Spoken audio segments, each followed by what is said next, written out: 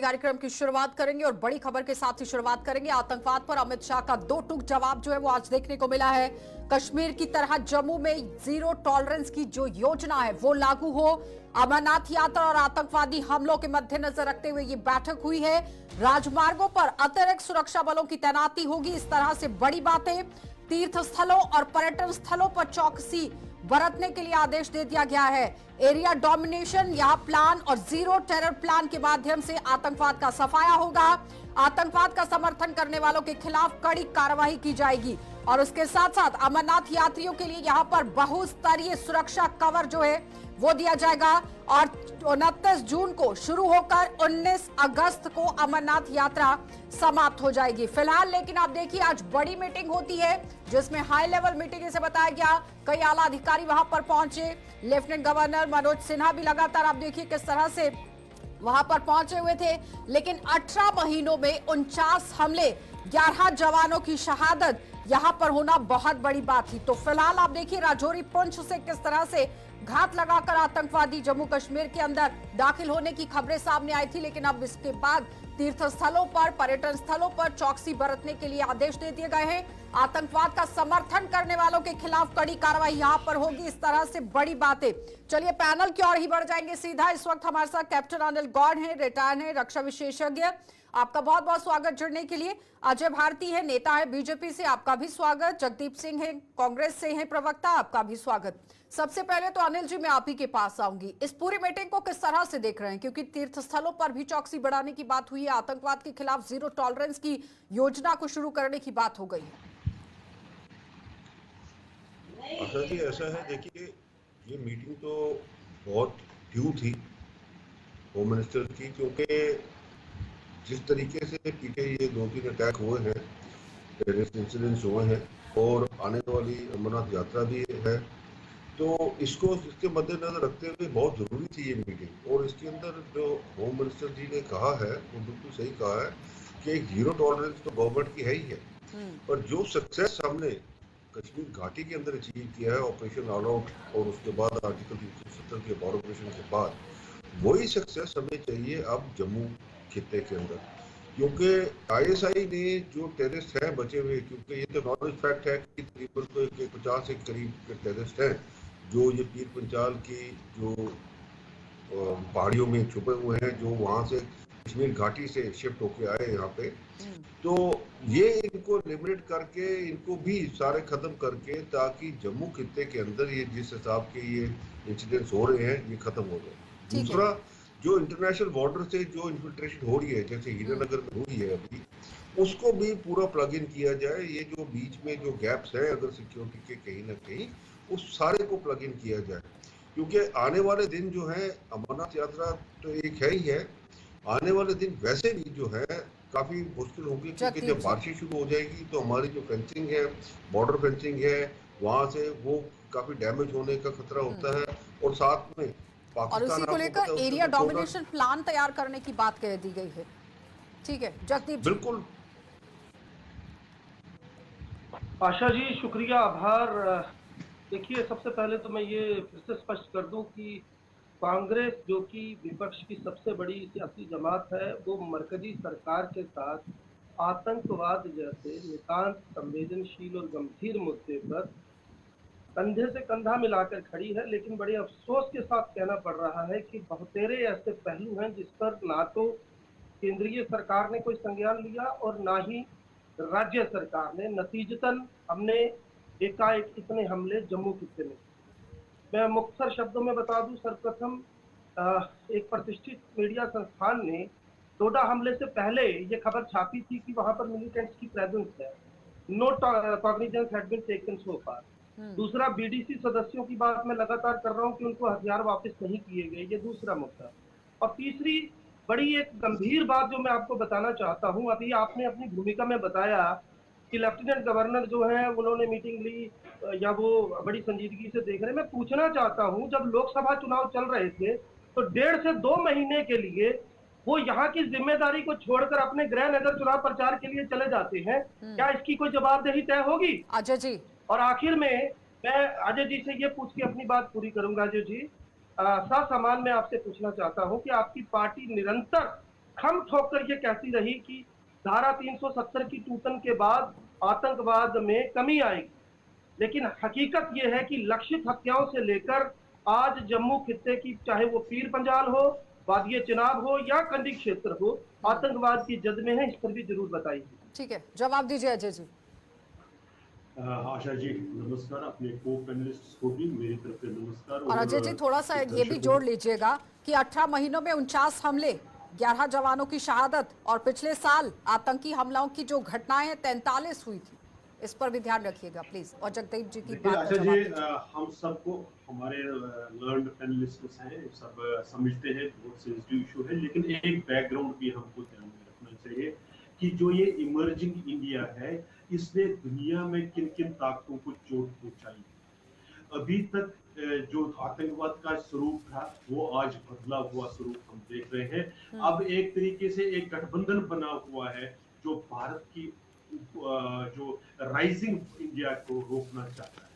हम अगर defence equipments में करते हैं तो जिनसे हम हथियार खरीदते थे उनके पेट में दर्द हो रहा है। ये गैस की थोड़ी सी आवाज को बढ़ा दीजिए प्लीज। हाँ अजय जी। अगर हम इस तरह के काम करते हैं तो इकोनॉमी को हम 5वें से भी तीसरे लाना चाहते हैं, तो जो पिछड़ जाएंगे उनके पेट में दर्द है। आज मैं एस्टैब्लिश्ड रिपोर्ट्स के आधार पर कह रहा हूं कि इस चुनाव से लेकर भारत की इस मार्च, आगे बढ़ने के मार्च को रोकने के लिए दुनिया की प्रमुख ताकतें इकट्ठे होकर हमको रोकना चाहती हैं। यह आतंकवाद में जो बढ़ोतरी है उसका जवाब दीजिए। वो कह रहे हैं इकट्ठे होकर इन सारे मंसूबों को फेल करने की जरूरत है। छोटे से लाइन में पूरा करना चाहता हूं। ये सरकार निश्चित रूप से हर वो कदम उठाएगी जो इस नासूर को खत्म करने के लिए, समाप्त करने के लिए आवश्यक होगा। उसमें जिस तरह से मैं स्वागत करता हूं जो जगदीप जी के इसका कि हम सरकार के साथ खड़े हैं, मिलकर भारतवासी, हर भारतवासी मिलकर वो समाप्त करेगा। सरकार का उसमें दायित्व है, सबको। ठीक है, वो कह रहे हैं सरकार का दायित्व है और उस पर काम किया जा रहा है। निश्चित तौर पर अजय जी, निश्चित तौर पर मैं बिल्कुल सहमत हूँ आपकी बात से। और ये मैं मानता भी हूँ बड़ी शिद्दत के साथ कि जब सवाल आतंकवाद जैसे मुद्दे का हो तो समुची सियासी जमातों को एकजुट होना ही पड़ेगा। लेकिन देखिए, मैं फिर से साथ सम्मान, आप क्योंकि बड़े प्रबुद्ध आदमी हैं, बात को समझते हैं, मैं चाहूंगा कि आप अपनी सरकार तक, अपनी पार्टी तक ये बातें लेकर जाएं जो मैंने रखी।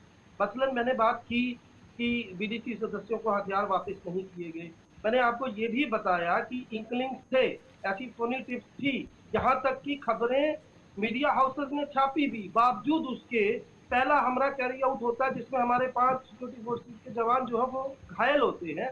और तीसरी बात, इससे बड़ी लापरवाही, शीर काइंड ऑफ इग्नोरेंस क्या होगी कि एक व्यक्ति जिसे केंद्र सरकार यहाँ पर लेफ्टिनेंट गवर्नर बनाकर बिठाती है, वो अपने चुनाव प्रचार में बिजी है। और 2-4 दिन नहीं बल्कि 1.5 महीने तक। ठीक है। और जाना भी हर बार सड़क मार्ग से है।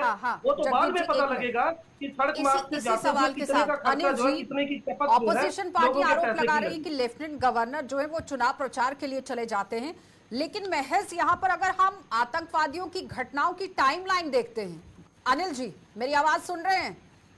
ध्यान दीजिएगा प्लीज, क्योंकि 2023 में शुरुआत होती है जम्मू कश्मीर के अंदर हमलों की, 43 घटनाएं होती हैं। 2023 में सबसे बड़ा आतंकी हमला होता है 4 अगस्त को कुलगाम के अंदर, जहां पर घात लगाकर आतंकवादियों ने 6 जवानों पर किस तरह से हमला किया, जिसमें शहादत होती है हमारे 3 जवानों की। और इसके बाद 6 अगस्त को एलओसी के पास दोबारा से सेना और जम्मू कश्मीर पुलिस ने 24 घंटे में 3 आतंकवादियों को मार भी गिराया था। कहा नहीं जा सकता है कि सुरक्षा बल काम नहीं कर रहे हैं, जिस तरह से बार बार खबरें भी उठ रही हैं, लगातार कमर कसी गई है। 9 अगस्त को फिर से यहाँ पर इंडियन आर्मी से, यहाँ पर आप देखिए पुलिस मिलकर किस तरह से ज्वाइंट ऑपरेशन करती है, 6 आतंकियों को ढेर कर दिया जाता है, सेना के 3 जवान यहाँ पर घायल हो जाते हैं। 4 सितंबर को रियासी जिले में फिर से सर्च ऑपरेशन के दौरान सेना और आतंकियों के बीच में मुठभेड़ हो जाती है, 1 आतंकी मारा गया, जबकि 2 लोग यहाँ पर घायल बताए गए थे। 13 सितंबर को फिर से अनंतनाग राजौरी में एनकाउंटर में 1 कर्नल, 1 मेजर और डीएसपी सहित 5 जवानों की शहादत हो जाती है। आतंकियों का सफाया होता है, 2 आतंकी मारे जाते हैं। 10 अक्टूबर को फिर से यहां पर आप देखिए सोफिया में एनकाउंटर होता है, 2 आतंकवादियों को ढेर कर दिया जाता है। 29 अक्टूबर को फिर से श्रीनगर में आतंकी यहां पर पुलिस इंस्पेक्टर को गोली मार देते हैं। 3 यहाँ पर गोलियां जो है वो चलाई जाती हैं। इसके बाद 17 नवंबर को फिर से राजौरी में एनकाउंटर होता है, 5 आतंकी ढेर हो जाते हैं। 22 नवंबर को 36 घंटे की मुठभेड़ के दौरान आतंकी यहां पर 2 मारे जाते हैं, जबकि 5 जवानों की शहादत भी होती है। 31 दिसंबर को फिर से राजौरी में आतंकियों ने सेना के काफिले पर हमला किया, जिसमें 5 जवानों की शहादत होती है। और फिर 2024 में आते हैं। ये आंकड़ा आपके सामने पढ़ना इसलिए जरूरी है अनिल जी कि जिस तरह से लगातार पिछले 1 साल से आतंकी घात लगाकर बैठे हुए हैं और जम्मू कश्मीर के अंदर माहौल को खराब करने की कोशिश की जा रही है। और इस बीच में अगर 2024 में देखते हैं तो आप देखिए रिकॉर्ड जो है आधिकारिक तौर पर तो नहीं दिया गया, लेकिन मीडिया रिपोर्ट्स जो मानती है वो कहती है कि पिछले 2 महीने में आतंकी हमलों में लगातार बढ़ोतरी हो रही है। 6 घटनाएं हो जाती हैं। 2022 को इस दौरान 242 आतंकी घटनाएं हुई थी, 172 आतंकी मारे गए थे, 31 जवान शहीद हुए थे और इसके अलावा 30 आम नागरिक भी मारे गए थे। तो कई तरह के सवाल जरूर उठते हैं कि आखिर इस तरह से आतंकी हमलों की वजह से लगातार माहौल खराब हो रहा है जम्मू कश्मीर के अंदर, जिस पर सरकार दावा कर रही है कि पूरी तरह से काम करने की कोशिश हो रही है। लेकिन उसी पर लेफ्टिनेंट गवर्नर पर भी सवाल यहाँ पर जगदीप जी उठा रहे हैं, ऑपोजिशन पार्टियां उठा रही हैं। जवाब दीजिएगा अजय जी, इसी सवाल के साथ मैं आपके पास भी आऊंगी। पहले अनिल जी आप जवाब दीजिएगा। आशा जी, ऐसा है जितने आंकड़े आप दिखा रहे हैं इसमें कोई दो राय नहीं है। मैंने आपको पहले भी कहा कि भाई देखिए, ये यहाँ पे जो है ये जो 40-50 जो है ये जो मिलिटेंट्स हैं, टेररिस्ट हैं जो इधर पहाड़ियों में छुपे हुए हैं। अब आपको अगर देखें ये जो इलाका है ये प्लेन इलाका तो है नहीं कि आप वहाँ जाएं और वो एकदम एक आदमी को देखें और वहाँ कॉर्डन सर्च ऑपरेशन करके तो उसको निकाल लें। आपने देखा ये जितने आंकड़े आपने बताए और बीच में जो हमारे जो जवानों की शहादत भी हुई है, बेसिकली ये क्यों हुई है? क्योंकि जब ये सर्च ऑपरेशन इस इलाके के अंदर करते हैं, ये इलाका इतना डेंस अंडरग्रोथ वाला है कि यहाँ पे आपको पता ही नहीं लगता। क्योंकि सवाल तो ये भी उठ रहा था कि लोकल सपोर्ट के बिना तो सरवाइव नहीं किया जा सकता है। और उसके साथ साथ आज भी मीटिंग में ये हुआ है कि जो लोकल सपोर्ट है या कोई कार्रवाई को अंजाम देने की कोशिश करता है तो उसके खिलाफ कड़ी कार्रवाई होनी चाहिए और होगी भी। अजय जी बड़ा मुस्कुरा रहे हैं आज। अगर आप मेरे को कंप्लीट कर रहे थे हाँ प्लीज, लेकिन मुझे ब्रेक पर जाना है अनिल जी, जल्दी से कंप्लीट कीजिएगा। तो जल्दी से अब आप सवाल इतना लंबा पूछते तो फिर आप जब मैं बोलने लगता हूँ तो जवाब दीजिए। हाँ तो मैं वही तो उसी के ऊपर तो आ रहा हूँ। तो ये चीज है। रह गई बात जो आपने कहा जो अंडरग्राउंड ओवरग्राउंड वर्कर जो सपोर्ट है, बिल्कुल उसके अंदर है, उसके अंदर रजौरी पूंछ इलाके के अंदर है। और इसमें पुलिस का ये पुलिस की कार्रवाई है कि पुलिस ने जो है इनकी शनाख्त करनी है कि कौन वहां पे जो है वो सारा का सारा करे। आपको मैं एक चीज बता दूं, देखिए जब से ये ऑपरेशन ऑलआउट और सारा जो कश्मीर घाटी के अंदर सफाया हुआ है तब से ISI ने अपनी टैक्टिक्स जो है इन टेररिस्ट के साथ चेंज कर दी है। पहले क्या होता था कि जब ये टेररिस्ट है जैसे छुपा हुआ है, जब उसको राशन चाहिए होता था, कुछ खाना चीज पदार्थ की चीज चाहिए थी, वो नीचे आता था दुकानों पर भी और कई घरों से भी उनको सपोर्ट मिल जाता था। और अब उन्होंने बंद कर दिया है वो। अब जो है उसका जो लोकल अंडरग्राउंड ओवरग्राउंड वर्कर जो है उसको एक मैसेज वहां से आता है क्रॉस द बॉर्डर कि भाई आप फलाने ग्रिड रेफरेंस पे छोड़ दीजिए, वो जाके सामान छोड़ देता है वहां पे। टेररिस्ट जो है वहां से आता है अपने हाइड आउट से 10 घंटे बाद 12 घंटे बाद और ले जाता है। अब ये अंडरग्राउंड ओवरग्राउंड वर्कर का जो नेक्सस है ये पुलिस का काम है कि पुलिस ने उनकी शनाख्त करके उसको तोड़ना और पुलिस लगी हुई है उसके अंदर। देखिए हम ये नहीं कह सकते कि आप देखिए 90 लेकिन पिछले दिनों जब एक्सपर्ट से पुलिस के एक्सपर्ट और डिफेंस के एक्सपर्ट से बात हो रही थी अनिल जी, वो कह रहे थे कि तालमेल की कमी है कहीं ना कहीं। तालमेल की कोई कमी नहीं है, तालमेल बिल्कुल सही है, तालमेल की कोई ऐसी कमी नहीं है।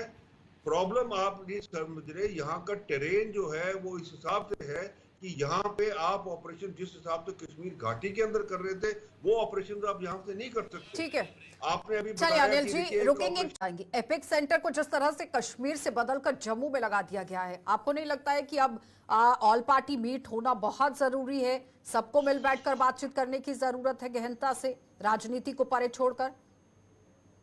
माफ कीजिएगा आशा जी, आपने कुछ बोला कश्मीर से जम्मू में, वो समझ नहीं पाया, क्या हुआ? कश्मीर से ज्यादातर अब घटनाएं जम्मू में देखने को मिल रही है। एपेक्स सेंटर को बदला गया है आतंकियों की तरफ से। जी जी बिल्कुल बिल्कुल।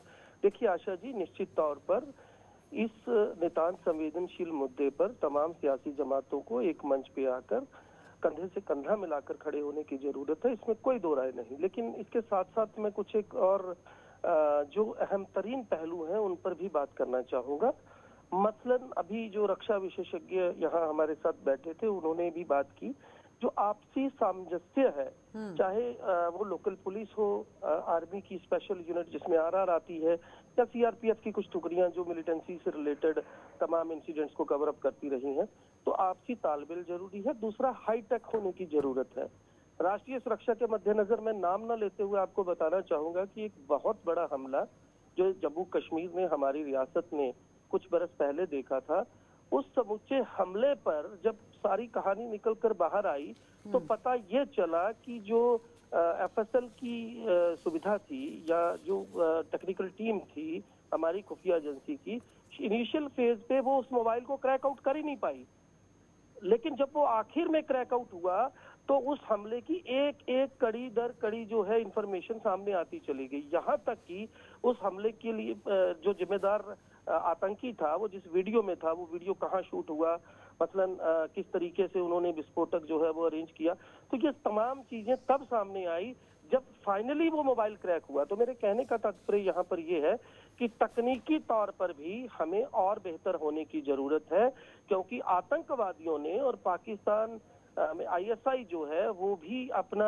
जो उसका मॉडस ऑपरेंडी है उसे काफी चेंज कर चुकी है। बाकी उसकी फितरत में तो कोई बदलाव आएगा नहीं।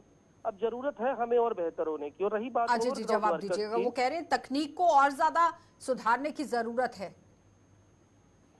देखिए आशा जी, इसमें कोई दो मत हो ही नहीं सकते, इतना मतलब अच्छा पॉइंट है। और मुझे लगता है कि हमारे जो सुरक्षा बल है उसको समझते भी हैं और उनका लीडरशिप है वो उस हिसाब से आगे भी बढ़ रहा है। लेकिन मैं एक चीज अप्रिशिएट करते हुए कि भाई आधे घंटे के समय में टीवी पर बहुत सी बातें नहीं की जा सकती है, लेकिन एक विश्वास दे दीजिए, क्योंकि हमारे पास जैसे कुछ रिपोर्ट्स की जगदीप जी ने अभी जो संदर्भ दिया, ऐसे ही कुछ एस्टैब्लिश्ड रिपोर्ट्स हैं कि पाकिस्तान यहाँ पर कम्युनल क्लैशेस करवाने के लिए क्या क्या साजिश करता है। शेयर पब्लिकली हम नहीं कर सकते, वो अलग चीज है। लेकिन एक चीज मैं बताऊं, दूसरा हमारी इस बड़ी दिक्कत है जो मैं क्विकली 2-3 पॉइंट्स को ध्यान में लाना चाहता हूं। एक, हमारे यहाँ अभी जो कुछ पुराने ऑफिसर्स रिटायर हुए, नए आ गए, जिनको टेररिज्म का भयानक जो स्वरूप है वो देखा नहीं है, इसलिए शायद कहीं ना कहीं वो लॉ एंड ऑर्डर की तरह इसको ट्रीट करते हैं, शायद उसमें कुछ कंपल्सेंसी आ जाती है, उसको अवॉइड करने की जरूरत है। भारतीय जनता पार्टी की तरफ से एक कंप्लीट सेल, एक जनरल सेक्रेटरी लेवल के हमारे कार्यकर्ता नेता इसको देखते हैं, जिसमें से जैसे जिन पॉइंट्स को जगदीप जी ने उठाया, चाहे वो बीडीसी की है, लाइसेंस की है, नए लाइसेंस की है, अगर आप देखेंगे कि सिलसिलेवार तरीके से उनको एड्रेस करवाने की कोशिश हो रही है। मैं सिर्फ एक चीज करते हुए अपनी बात को समाप्त करना चाहता हूं, विश्वास रखिए लीडरशिप पर, विश्वास रखिए दोनों पॉलिटिकल लीडरशिप पर भी और हमारी जो बीडीजीज के हथियार देने की बात हो रही है। हाँ, मैं वही कह रहा हूँ, शुरू हो चुका है। हाँ। उसमें कुछ डिले हुआ, मैं बता रहा हूँ कुछ ऑफिसर्स का क्या है कि यहाँ पर सिविल सोसाइटी में भी ऐसे लोग थे जो उन्हीं पर क्वेश्चन मार्क उठाते थे। हमने वो केसेस भी देखे। मैं आधे घंटे की बहस में, 15-20 मिनट की बहस में वो सारी डिटेल्स में हम नहीं जा सकते, लेकिन अगर आप देखेंगे रिसेंटली, खासकर जब फुटवा के बाद हुआ, उसमें प्रोग्रेस हुई है और होगी और तेजी आएगी, और जो नया भी उनको इक्विप करना होगा वो किया जाएगा, किया जाना ही चाहिए। ठीक है, कोई बुराई नहीं है। अनिल जी, सुनने में तो ये भी आ रहा है कि सिर्फ और सिर्फ जम्मू कश्मीर के बॉर्डर्स को ही नहीं लांघा गया आतंकियों की तरफ से, राजस्थान बॉर्डर की तरफ से भी कूच यहाँ पर करने की कोशिश की गई है, यानी कि पूरे देश के अंदर कहीं ना कहीं खलबली मचाने की कोशिश हो रही है आतंकियों की तरफ से, जो आज मीटिंग में भी जिस पर गहनता से बातचीत हुई है। क्या लगता है किस तरह से अब रणनीति और तरीके से तैयार करने की जरूरत है जम्मू कश्मीर में भी? ये मेरे लिए सवाल है जी। ऐसा है, देखिए, जब आपका जो नेबर है, जो आपका पड़ोसी है, उसकी एक ही मंशा है कि उसने हिंदुस्तान के अंदर खलल मचाना ही है, तो सबसे पहले तो मैं ये कहूँगा कि हमें सबसे पहले तो पॉलिटिकल यूनिटी चाहिए, क्योंकि हमें ये आमतौर ये, क्योंकि मैं ये एक ऑब्जर्वेशन दे रहा हूँ अपनी तरफ से कि आमतौर यही देखा है कि पॉलिटिकल यूनिटी नहीं थी, उसके अंदर 10 अगर एक ऑपरेशन होता भी है तो उसको बजाय इसके कि हाँ उसके अंदर एप्रिशिएट करना सिक्योरिटी फोर्सेस ने क्या किया है, उसके अंदर उसी ऑपरेशन के बारे में 10 चीजें और तरीके से बयान करनी, वो जो है ऑपोजिशन मतलब कि ये जो हमारे आईएसआई और जो पाकिस्तान के जो लोग हैं इनकी फेवर में जाता है। एक तो वो है। दूसरा ऐसा है कि देखिए ओवरऑल जो सारी सिक्योरिटी जो हमारा बॉर्डर है, अब आप देख लीजिए गुजरात से कच्छ से लेकर ऊपर आपके सचिन ग्लेशियर तक बॉर्डर है वहां पे, जिसके साथ आपका पाकिस्तान के और हर जगह से वो कोशिश में लगा हुआ है। पंजाब में वो ड्रोन के जरिए ड्रग्स और आर्म्स एम्यूनिशन भेज रहा है, जम्मू कश्मीर के अंदर भेज रहा है। तो एक ये जो ड्रग्स और इसका जो नेक्सस है, नार्को टेरर नेक्सस जो है, उसको बढ़ावा दे रहा है। ठीक है। अब अगर ये इन्फिल्ट्रेशन देखिए जो इवन हीरानगर वगैरह से हुई है, और जो इसको जो जिनको ये एक तरीके से वह जो मेरे पास इनपुट्स हैं कि इन लोगों को गाइड करना था किसी ने, जो वो गाइड वहां नहीं पहुंच सका, वो जो गाइड था वो नार्को टेररिज्म में इन्वॉल्व है। उसको नार्कोटिक्स आती है वहां से, वो वहां से जो ड्रग्स आती है वो आगे बेचता है, और वो उसको कहा गया था कि इनको ले जाना है। वो उसके अंदर उनका आपस में कोऑर्डिनेशन नहीं बना, जिसकी वजह से तो ये जो चीजें सारी देखिए इसके अंदर देश को हमें एक चीज बड़ी क्लियर है कि भाई पाकिस्तान हमारे खिलाफ ये साजिश करता रहेगा। तो हर चीज के ऊपर हमें सवाल उठाने नहीं चाहिए, बल्कि ये देखना चाहिए कि आगे क्या हो रहा है और उसको अनिल जी कैसे कह रहे हमें हैं कि कर्व सवाल करना नहीं है। उठाने चाहिए। जिस तरह से पिछले बार भी आपने देखा कई तरह के जब ऑपरेशन हुए उस पर सबूत मांगे गए, वो कह रहे हैं इस तरह से राजनीति नहीं होनी चाहिए। आशा जी, पहले तो अपेक्षित ये है कि कोई भी व्यक्ति विशेष जो डिफेंस से है वो रक्षा से जुड़ी बात करे तो वो समझ में आती है। रही बात पॉलिटिकली, जैसे इन्होंने कहा, तो मैं इनको मुझसे ये बेहतर बता सकते हैं कि जब सर्जिकल स्ट्राइक के नाम पर उसका सियासी फायदा लेने की कोशिश की जाए, जब शहीदों की फोटो लगाकर वोट मांगे जाए, तो विपक्ष से ये अपेक्षा की जाए कि वो चुप रहे। अजय जी, राजनीति के उसमें नहीं जाऊंगा, बिल्कुल नहीं जाऊंगा। मैं सिर्फ 2-3 बातें फिर बता रहा हूं आपको कि हम आने वाले दिनों में इसको तो समाप्त करेंगे निश्चित रूप से, उसमें कोई डाउट नहीं है। लेकिन जो ग्लोबल फोर्सेस इकट्ठी हुई है, ये सिर्फ पाकिस्तान नहीं है, पाकिस्तान की औकात नहीं है भारत के साथ सामने खड़ा होने की। चलिए अजय जी, बहुत बहुत धन्यवाद। अनिल जी धन्यवाद, और जगदीप जी आपका भी धन्यवाद। तो फिलहाल आपने देखा कि आज जिस तरह से अहम बैठक हुई है रक्षा को लेकर और सुरक्षा को लेकर, तो फिलहाल आप देखिए हर एक पार्टी को एक प्लेटफॉर्म पर आने की जरूरत है, क्योंकि रणनीति जिस तरह से बनाई गई है, अब तीर्थ स्थानों पर, पर्यटन स्थलों पर भी तैनाती को बढ़ा दिया गया है। अमरनाथ यात्रा पर जो यात्री पहुंचेंगे, त्रिस्तरीय घेरे के अंदर उन्हें यहां पर यात्रा जो है वो करवाई जाएगी। यानी कि डरने की जरूरत नहीं है, पैनिक करने की जरूरत नहीं है। सरकार पूरी तरह से संजीदा है सुरक्षा व्यवस्था को लेकर। आप देखते रहिए कार्यक्रम।